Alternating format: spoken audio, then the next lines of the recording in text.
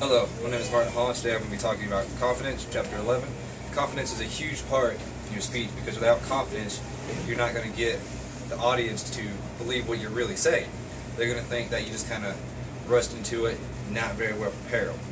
Being prepared means you practice your speech, you understand the material, and you feel so confident that you could go up and talk to anyone about what you're giving your speech on. A lot of people like to practice in the mirror, but that's not necessarily a good thing because you worry more about your appearance with your hands and things like that than what you're actually saying. The most important thing about a speech, in my opinion at least, is the speech itself.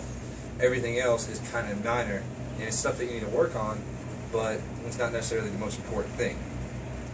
Another thing about confidence is you must visualize success. You must realize that you are going to be successful and you must believe in yourself. If you do not, you're going to cause yourself to stumble upon your words and have a hard time in your speech. If you go into it thinking you're not going to be able to do it, then it's going to cause a lot of problems, and that is going to show us in your speech. One thing that you could do, and also to prepare for a speech, is hear yourself think. Is hear yourself talk. That's the most important thing whenever you're giving a speech. If you're one of those people who are very, very paranoid and have a hard time with anxiety, one exercise you can try is to breathe and release. It's talked about in the chapter a little bit, but my understanding of it is you just kind of, whenever you're giving a speech, the audience isn't none the wiser what you're actually doing, but it gives you a few seconds to catch your thoughts.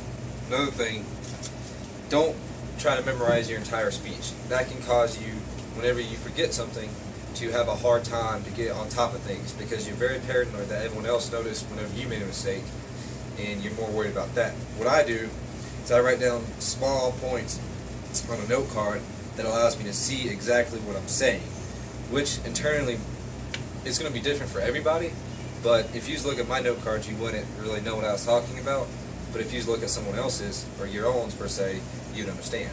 That's a huge part of confidence, knowing that you have written down enough information to go into a speech and talk about it, not have it memorized verbatim.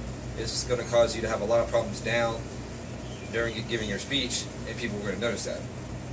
Customize your practices and customize your speech. I practice differently than anyone else. I know that for a fact because my main problem is my hands. My first speech, I would go like this. So it kind of depends. Some people speak softly, some people speak too loud, some people kind of mumble their words.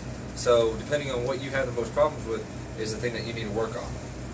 A good quote that I saw in the chapter that I really liked was by Theodore Roosevelt that said, "Believe you can and you're halfway there." Thank you for your time and have a good evening.